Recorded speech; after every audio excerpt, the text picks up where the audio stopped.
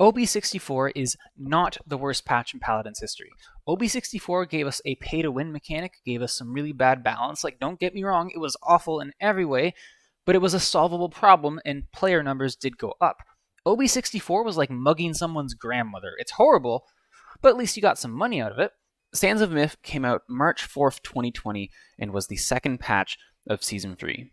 Ashe was nerfed, Atlas was nerfed, Barrack was nerfed, Nando was nerfed, Inara was nerfed, Khan was nerfed, Koa was nerfed, Rom was nerfed, Ruckus was buffed, Tor was nerfed, Furia got the first change in a line of changes that would set up Exterminate to come ruin our games, Grover got Vine Tech but overall nerfed, Io was nerfed, Genos was nerfed, Dombo was nerfed, Pip was nerfed. I made a whole video on what they did to Ceres. Buck was nerfed, Eevee was nerfed, Maeve was nerfed, Smoke and Dagger's Sky was buffed, remember that thing? Cassie was nerfed, Drogue was nerfed, Amani was buffed, but her ult was nerfed. Straw was reworked. Strix got hard nerfed, but that was good because he was able to do this.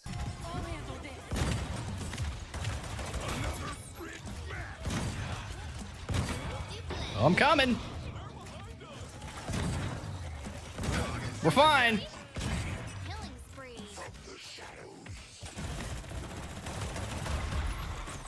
Oh. Pyro was nerfed, Victor was nerfed, Willow was nerfed, and a whole bunch of other irrelevant changes like the one that BK got. Just kidding, that was actually a nerf too. So we get this patch as the start of a new season, and with the benefit of hindsight, this patch's balance sucked. Some stuff was cool, Cassie, Willow, Strix, they were insanely strong for a long time, and it was time for new things, especially after 2019 PPL World Finals. Congrats NIP, can't wait to see what Hi-Rez does next! But some very cool characters died this patch, and are either still dead, or are barely alive in some Frankensteinish way. And some were set up to start their villain arcs. But regardless of how any individual character was handled, the game as a whole got desaturated almost. Makoa used to be this dominant force in the offlane, but is now relegated to spamming half-shell and deathball comps. Khan, who used to be this big, beefy tank with scary high DPS, got his numbers lowered to the point where he wasn't a threat to anything unless he had ult. Pip was a jack of all trades, master of none, and there were a few players who could really make him work. But his healing was reduced by 20%, his damage was reduced by 20%, and his best card, DR on waitlist, was reworked. And we could keep going, but the point is that this patch is almost all really big nerfs to the core identities of these characters. That's what I mean by desaturated. Of the 3 characters that I mentioned, none of them have ever gotten back to pre-Season 3 power levels. But the thing is, we're not even talking about Sands of Myth yet. This was the first patch of Season 3, A Tigron's Tale, patch 3.1. Sands of Myth, the one I mentioned in the title of the video, was 3.2. Oh god, what happened? How could this get any worse?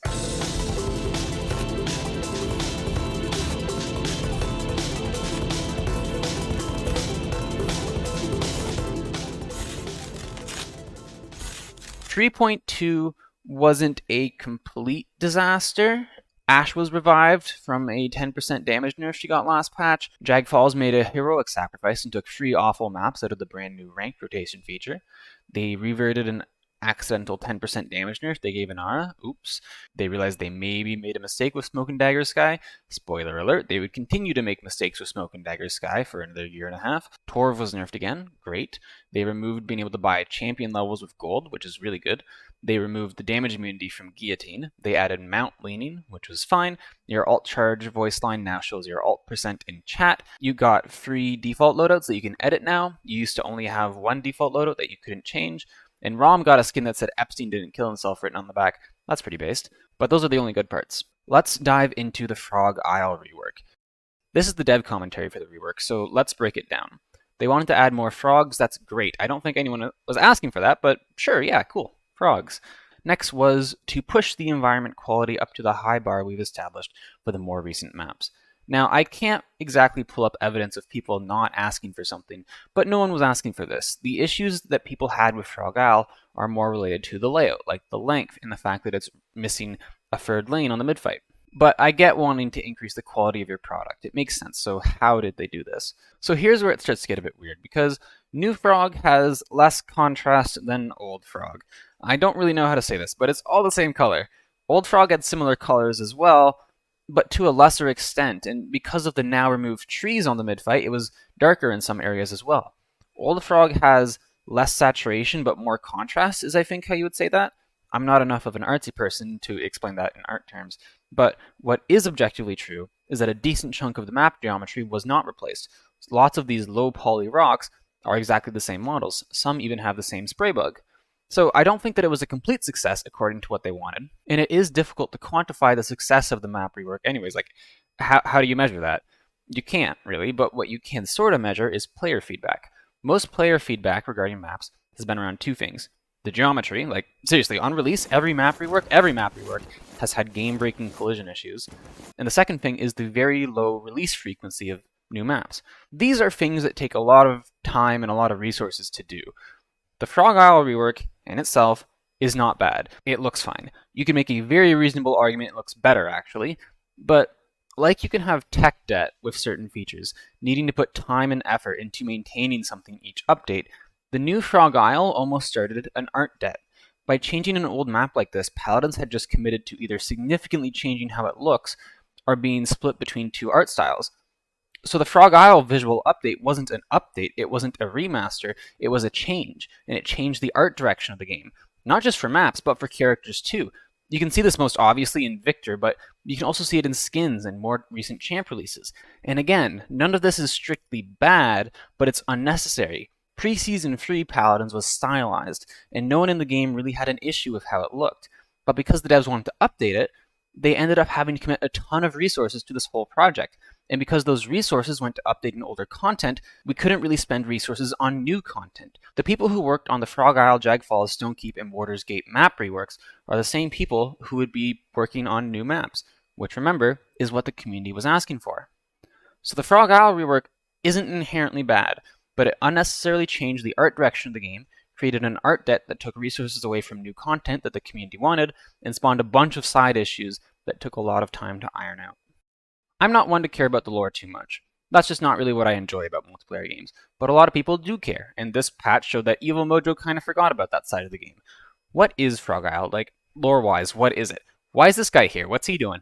Old Frog Isle had this ruins theme, so it was like, what happened here? Who happened here? Why is everything broken? Well, I will tell you. Frog Isle, Jagfalls, Serpent Beach, and Primal Court, on top of the siege maps coming from the same closed beta map, and all of them being visible from each other, all these maps share similar lore. They're all part of the Temple Isles of the Squadron. The Squadron are the Talus, Vatu, sort of Dombo-looking people. The Squadron lived on Frog Isle under the protection of Makoa. Then, Makoa had to leave for an unspecified reason. And since the islands were now unprotected, the Squadron got forced out of their homeland by something, which honestly makes Ash look kind of racist in her trailer. This story makes Old Frog Isle make sense lore-wise. It was this island that this people lived on and had to abandon, so it fell into disrepair. New Frog Isle was literally presented to the community as some sort of tourist destination, which is like, what? We also got this from Trials of the Realm. Again, what? I dug through the wiki. There's nothing. We don't know why Makoa left. Dombo was maybe like a witch doctor on Frog Isle at some point. Vatu wants to protect the Squadron, but doesn't ever show up in anything related to Frog Isle. Talus mentions an angry mob who doesn't accept them as neighbors. And now, because of all this inconsistency, we've essentially disregarded the Frog Isle storyline alongside multiple other old storylines. And we're into this new leadership from the Magistrate and new resistance from the Squadron, who are not the biggest fan of racism, actually. And wait a minute, this means that some of the Paladins roster is like overtly racist, and most of them knowingly transferred power to these racists? Like, are you kidding me? Even Tiberius, who came out this patch, hasn't really done much besides show up in a cool trailer. Like, look at his lore, it doesn't say anything meaningful. So if you like Paladins lore and wish there was more of it, maybe don't look at this patch too closely. The lore being this scuffed isn't great polish-wise, but removing polish is just what Sandpapers of Myth does, because we're just getting started. You know how Frog Isle was reworked despite no one asking for it? Well, we've got 5 more things getting reworked or removed that no one asked for. First up is VGS. VGS is the voice lines that you can use in games. The devs changed it because they wanted it to be new user-friendly. They had some decent goals, and some of them were really good, like being able to customize how you viewed the menu and making default voice packs free, but the new design was bad and not new player friendly. The reason for this is that the new VGS was not intuitive. Tell me, right now, what does VCQQ mean? I've got no idea, and as it turns out, it can be 2 things. Either good luck or have fun. And old VGS, good luck is VVGL, and have fun is VVGF. Notice how the letters are there, like you can understand why those letters were chosen. I'm not going to go over every example for the sake of time, but the short version, the letters in old VGS stand for something intuitive. The letters in new VGS are sometimes shorter, but they're not intuitive. So this was another change, and a downgrade even, that no one asked for.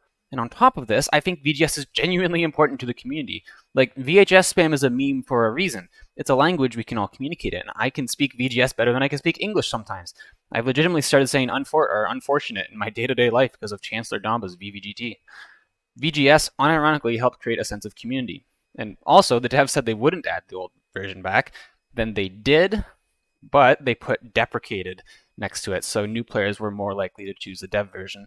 If you're a new player, give the old version a try. Links below to see the differences.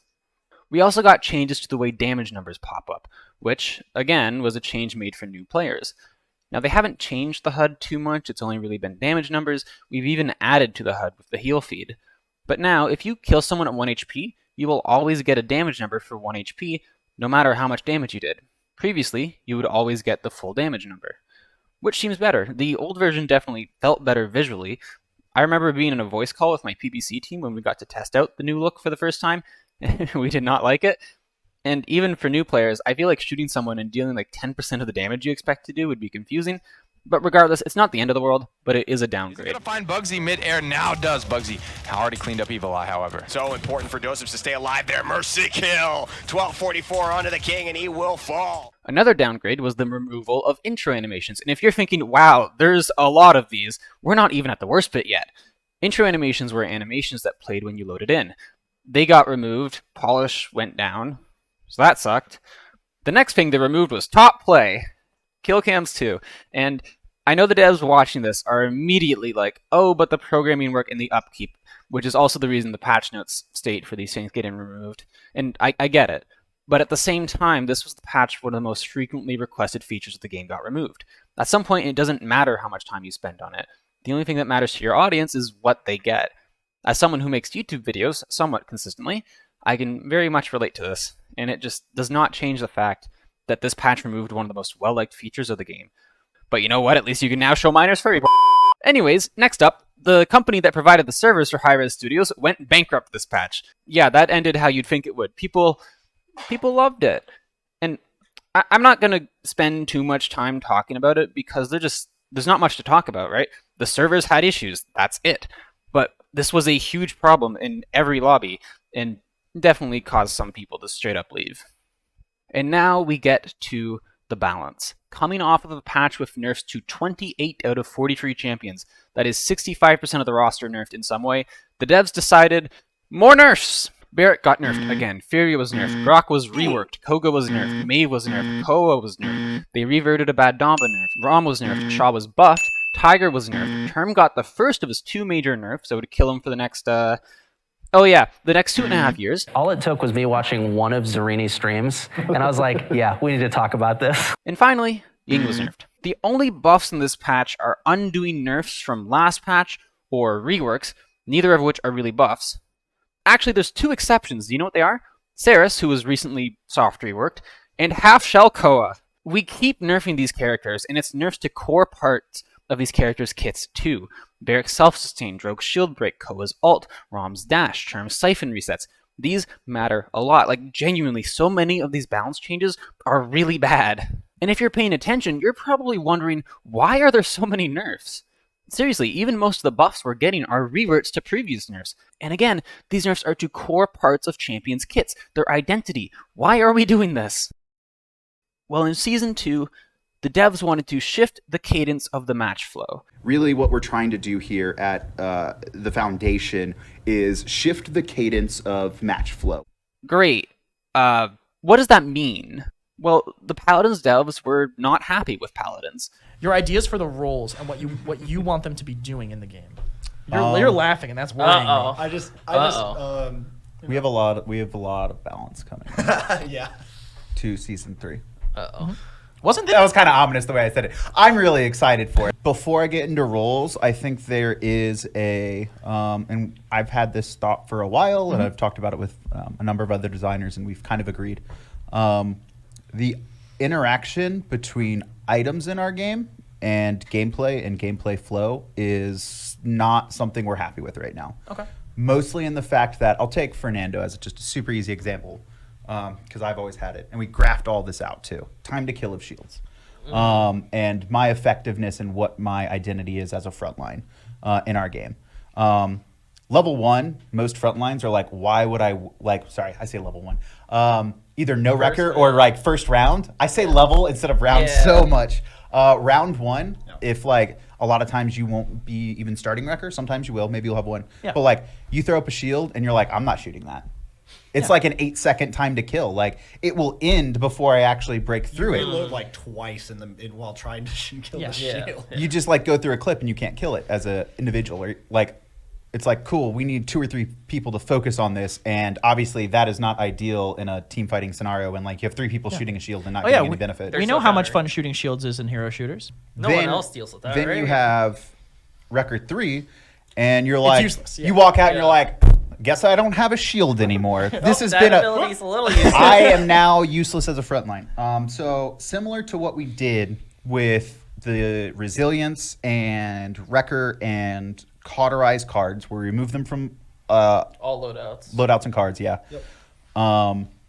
We want to make the flow better. So from there we started with bringing all wrecker, shield health, and bulldozer, and not resilience, but we've brought down wrecker and bulldozer and reduce all shields across the board. But I just wanted to give kind of like an overhead of like, this is the philosophy going into next season, is like we want to change the flow of frontlines for them to be weaker. So we graphed all this out. Yes, thank you. You will be able to kill shields without wrecker now, and wrecker 3 will not be an auto guaranteed kill.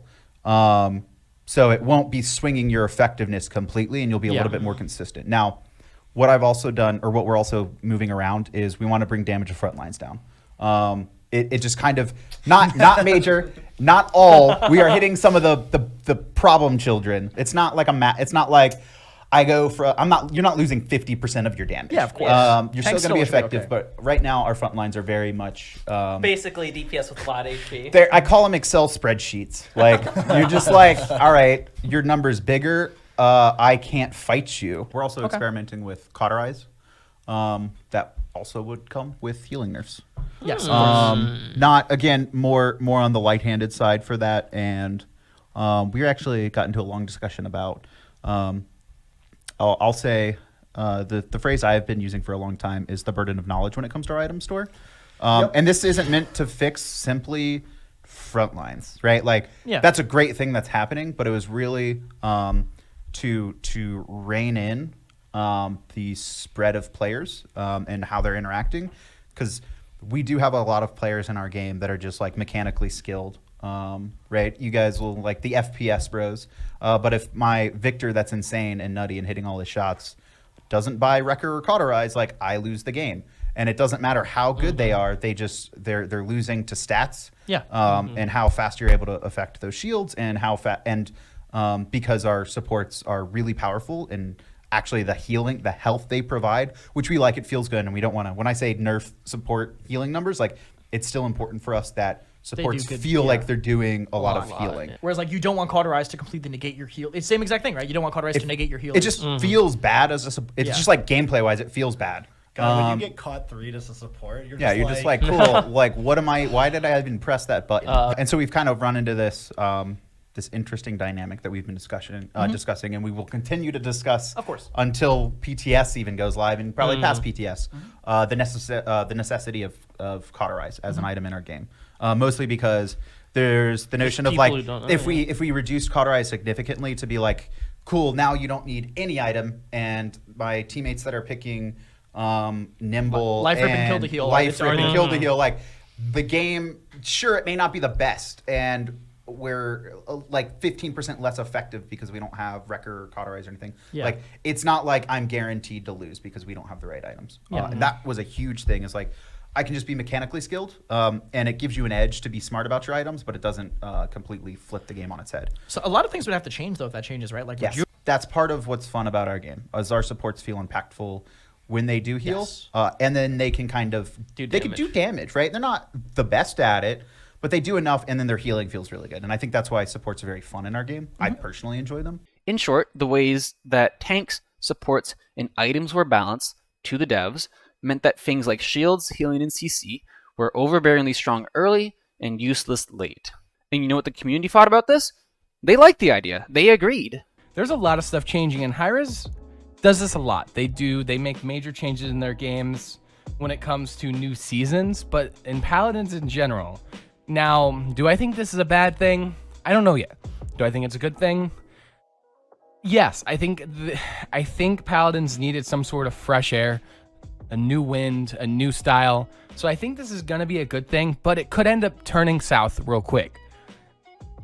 Do I think it will? No. I think it's going to be a good thing for Paladins, but we will see. But the fact that these frontline damage is being brought down is an issue with the game right now. Frontlines are just, as G Bunny says, just fat DPS players. And Adonis does say that it's not going to be every champion, it's going to be the problem child, which you hear, I believe G Bunny mentioned, it couldn't be Atlas, couldn't be Koa. Those are two. I think Khan also falls in that realm there. The rest probably are okay, but those three are the main ones. And they're not going to be brought down that much. They're just going to feel more like a tank. They're going to be still tanky. Their shields are going to get better, but their damage is going to go down. So it's a bit of a trade-off. I love that. I hate getting ran in by an Atlas, just being like, what the hell am I going to do against this? All of these changes are just amazing, and I love that they're coming out. But there's one thing that we're missing here. The normalization of shield health, deployable health, and then Wrecker and Bulldozer, which will make frontlines feel better late game, which means we can take a little bit of damage out of them. So they're still overall effective, right? That's kind of the give They're and just take. more effective at tanking than at doing damage. Yes, and there's a couple numbers changes too. We gave some supports like a second longer shield, a little bit buffs to their cooldown cards, taking a second off cooldowns. Like there's a lot of micro changes. And none of that in stuff this is patch. finalized. None of it's finalized, but there will be a lot of micro changes about like slightly bumping up the defensive capabilities, not completely shifting, just like I'm getting my shields maybe 2 seconds more often now, and then overall it's better. But I lose a little bit of damage. These changes were supposed to be small.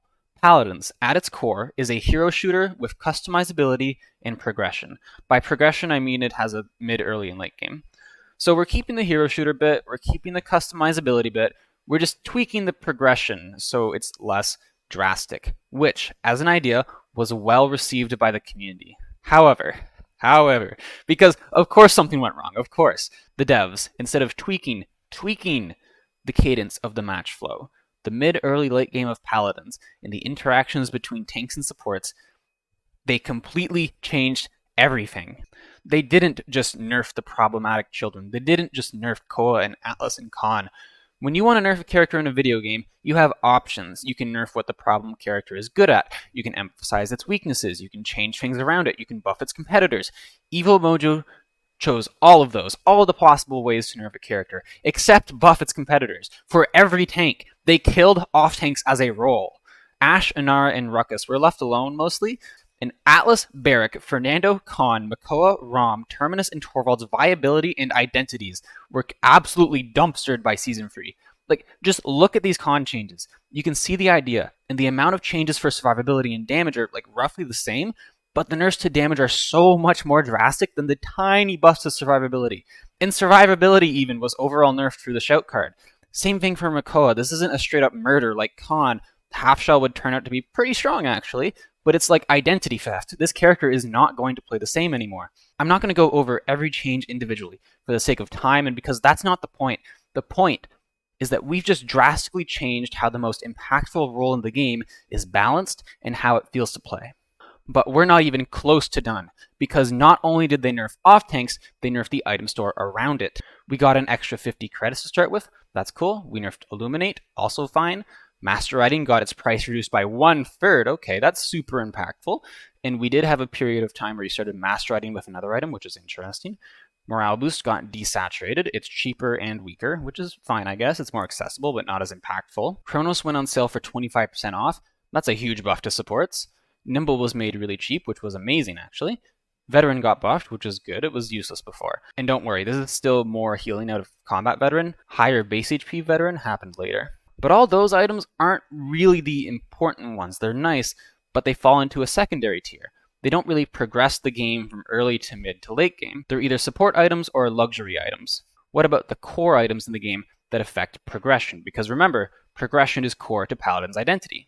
Bulldozer was nerfed by 60%, if you want to count Bulldozer. Rezel was reduced in price by 20% and nerfed by 33%. Rejuve was reduced in price by 25% and nerfed by 50%. Wrecker was reduced in price by 16% and nerfed by 74%. Cauterize was nerfed by 17%.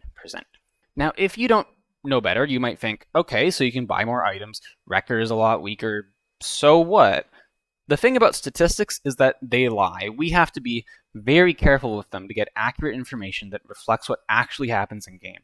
Those percentages are true, and they reflect the values that were changed. Now let's look at the flat values. Okay. Now how does this impact gameplay? Well, let's start with price. On average, you are spending 30 fewer credits per item per level on top of the 50 bonus credits at the start of the game. This means that you are one item ahead of where you would be in Season 2.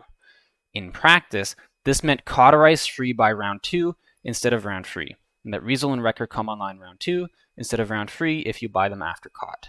Cauterize free by round 2 is insane. 5 to 6 minutes in, you're at a point that would previously have taken up to 3 times as long. There's no more decision between items. You can buy them all. Now, your only decision is in which order.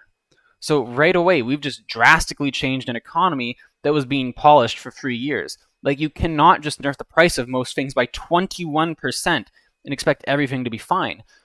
But what is the impact in-game of this new economy? Because the purpose of the item store is to impact the gameplay. We just removed Bulldozer and Rejuve. They've been gutted so hard, they aren't viable this patch. And we did talk about price and how that accelerated the economy to an unreasonable degree. Now let's examine what these numbers mean, because this is key to this patch. Resilience is pretty straightforward. If you buy the item that's supposed to help against crowd control, you are now being stunned for 33% longer than you used to be. If I were to CC you for 2 seconds with something like Domba Alt, and you had Rezel free, you would previously be stunned for 0.2 seconds, and now you're being stunned for 0.8 seconds. Wait, that's not 33%. And this is where the ugly statistics rear their ugly head. With Rezel 1, it's 30% crowd control reduction versus 20% crowd control reduction, which would be 1.4 seconds versus 1.6 seconds. That's a difference of 0.2 seconds, or about 13%. Okay, not too bad. With Resilience 2, it's 60% crowd control reduction versus 40% crowd control reduction, which would be 0.8 seconds versus 1.2 seconds. That's a difference of 33%. Hey, that's the number from the patch notes. But with Resilience 3, it's 90% crowd control reduction versus 60% crowd control reduction, which would be 0.2 seconds versus 0.8 seconds. That is a difference of 75%. The impact of the nerfs to the core items of the game grows exponentially as you buy higher levels of the item where they're supposed to be the most impactful. Sure, the value of Rezel went down by 33%, but the effectiveness of the item in-game went down by as much as 75%. 33% is what you read on the patch notes. 75% is what you experience in-game. And on things like Domba Alt, that's an extra 0.6 seconds on crowd control. Statistics lie. Wrecker is next. One Drogue shot does 850 damage. Let's use that as an example. Here are the numbers. The new Wrecker is less than half as strong as it used to be. This is why tanks were nerfed so hard. It's because if they kept their old shield HP, the shields never would have died.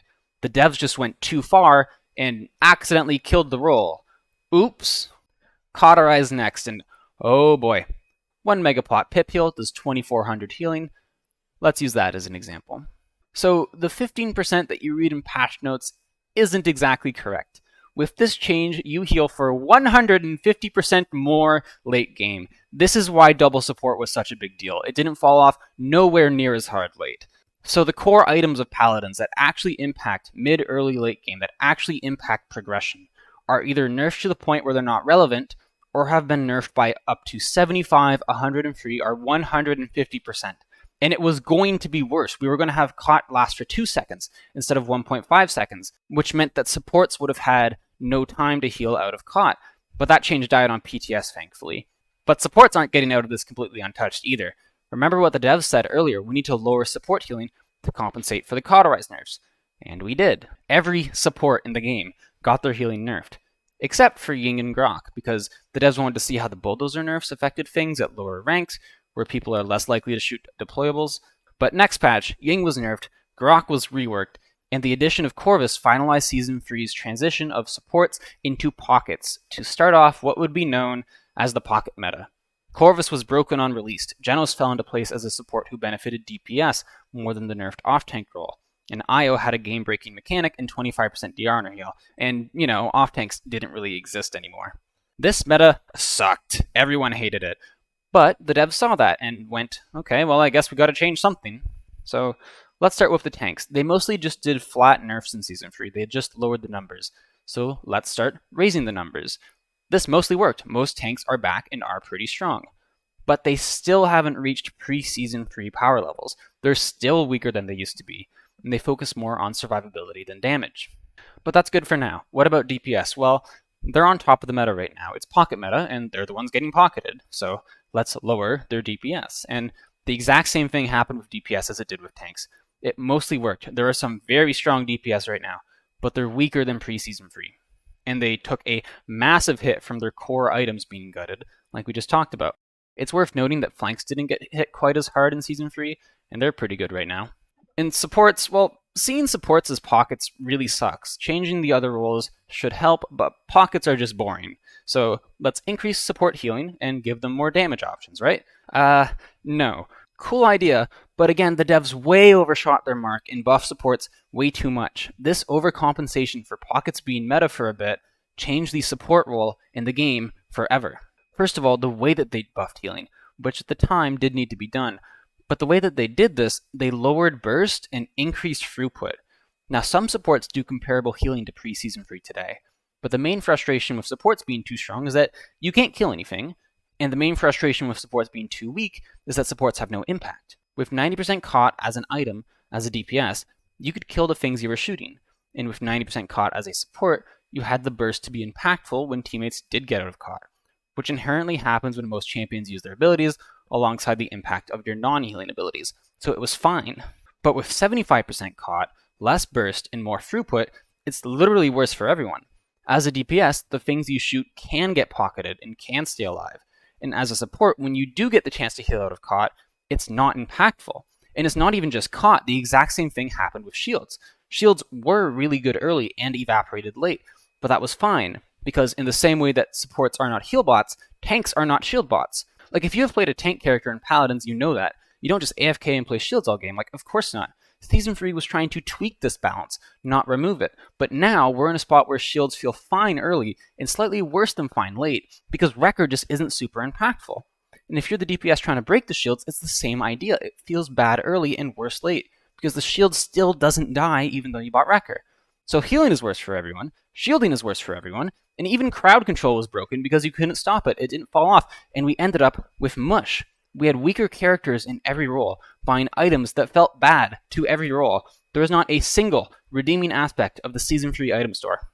Besides Nimble being cheaper, I think that was a good change. Basically, everything else changed the game in a negative way. And if we do look at where we ended up after these changes, we have stronger tanks that focus on sustain, supports that do a lot of throughput healing and damage, and weaker DPS characters. You know where this is going. The overreaction to the bad changes of Season 3 resulted in double support meta. Something would have to happen to Rejuvenate too, because if Cauterize isn't good and Rejuvenate stays at the same effectiveness now, it would actually just be busted. Yeah, I mean, there's again, that's what we were kind of talking about. Is like, if we reduce Cauterize to, I'll just say like 10%, 20%, 30%, where now it's no longer necessary. I feel like to not make Death Ball meta, because we are never going back to that. I assure you. Sorry, Renegades. It is the most unfun meta in any game. Yeah. Any team-based game where it's just, we're gonna tank up, and it's playing Excel spreadsheets. Yeah. Where it's just like our defensive numbers are way better and you can't break through. That's part of what's fun about our game, is our supports feel impactful when they do heal. Yes. And then they can kind of can do damage, right? They're not the best at it, but they do enough, and then their healing feels really good. And I think that's why supports are very fun in our game. I personally enjoy them. So, as a consequence of the well-intended but poorly executed changes for tanks, supports, in the item store, we've gotten some awful metas, a soft rework to tanks and supports, and a game that feels like mush. Now let's talk about balance. This sounds weird because 90% of the page is balance. But there isn't much to talk about when it comes to balance.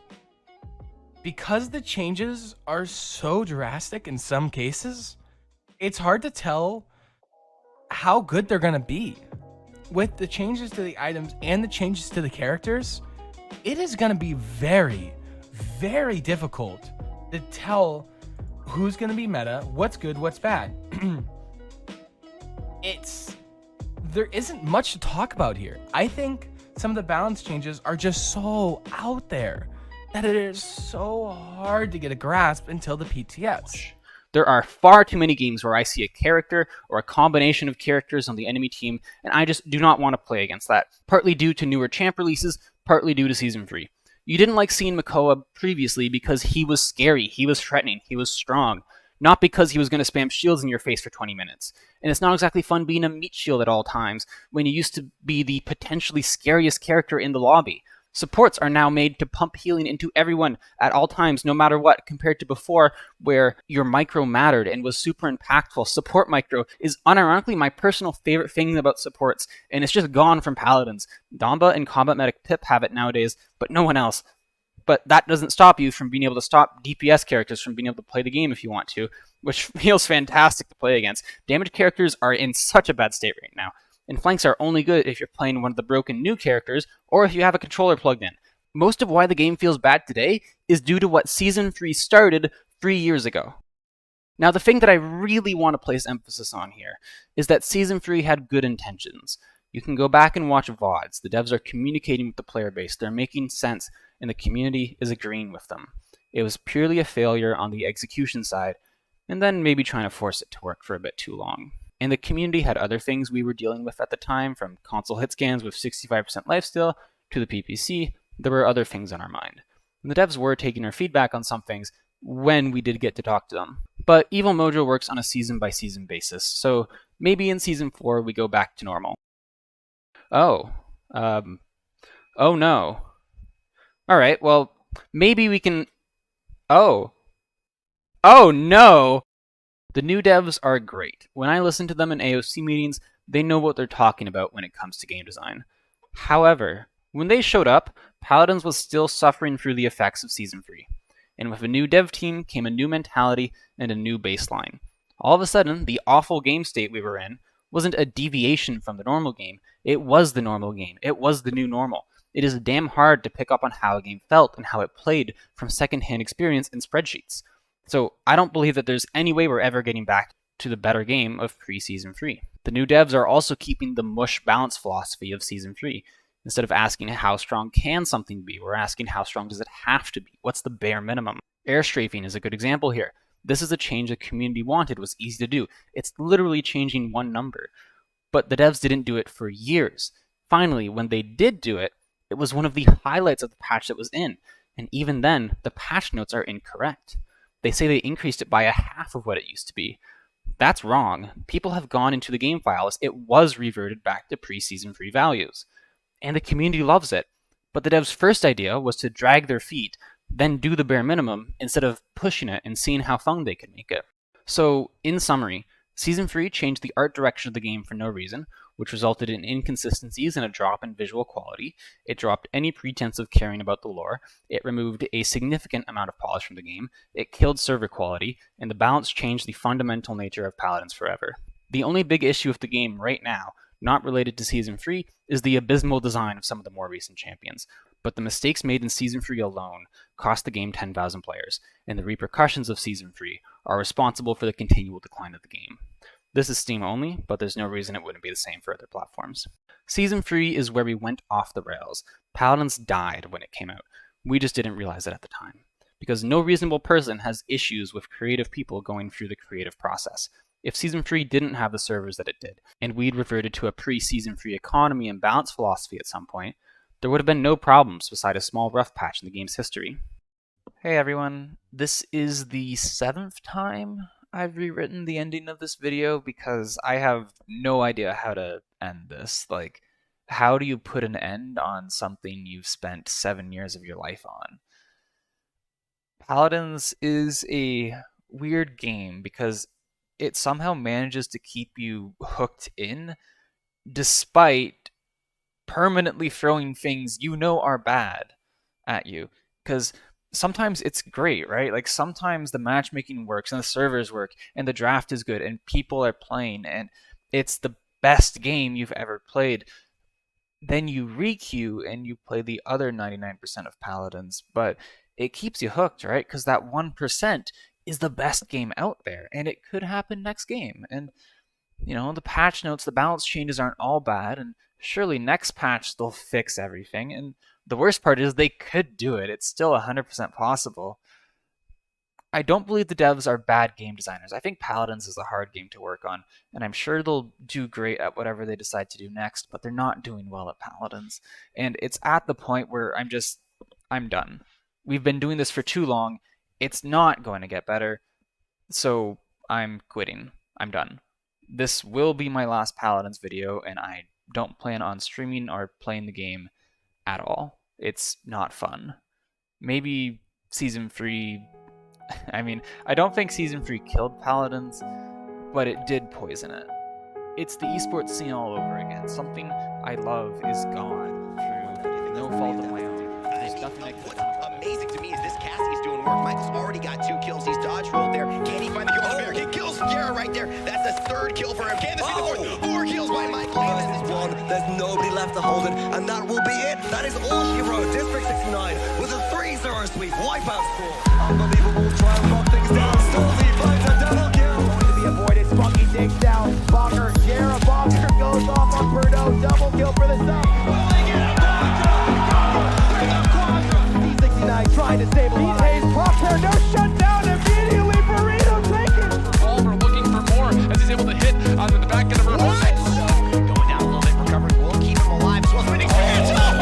Pick up 2 of their own, but Birdo here grabbing a double, grabbing a triple. Did he just save this? Nice pincer maneuver from Astral Authority. They clean up 5 for nothing. Tell me anything in the back line. Block off on Sierra in the back line now. Shot, one more shot there, no falls. What is happening? Fuzzy launching gets Diggy Dog, he curves it all. QG with the converted shot, trying to save the line. And will they find the Astral? Lodo does not fly out the lead. Rolex comes in, he gets 1 kill.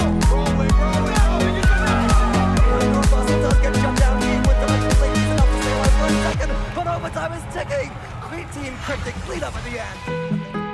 Hello, ladies and gentlemen, and welcome to the Paladins Premier League. Oh, feels good to say that. Here, 4,000 damage already through for that triple kill push successful. And Phoenix stands up, pats the chest, rubs the belly. Maybe 600.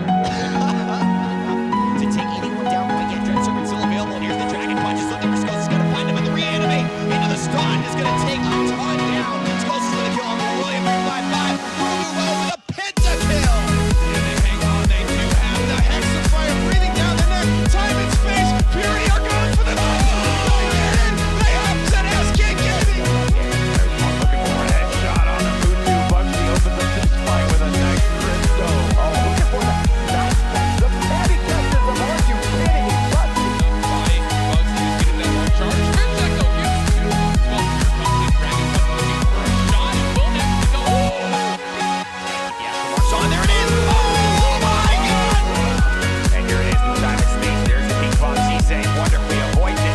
Chain reaction. Hello, Torball. That game is shuttled up. 1560 push on. Double kill to the bounty hunter. Transport in place. The restore heal comes through. Triple kill for Agate. Crimson cleans up the Fnatic, they lose their sole frontliner, 75%. And climbing the last seconds potentially of the Paladins World Champion. 93. Is it gonna happen? Just so unbelievable fine redemption, and not as sincere are your Paladins World Champions. GG! Alive for his boys, the front line of Fnatic. It's starting to come back. This little fishy bring this back home on his own. Swim, fishy, swim. And he's swimming up so far. Both teams still killing each other around here. You can't kill me. Running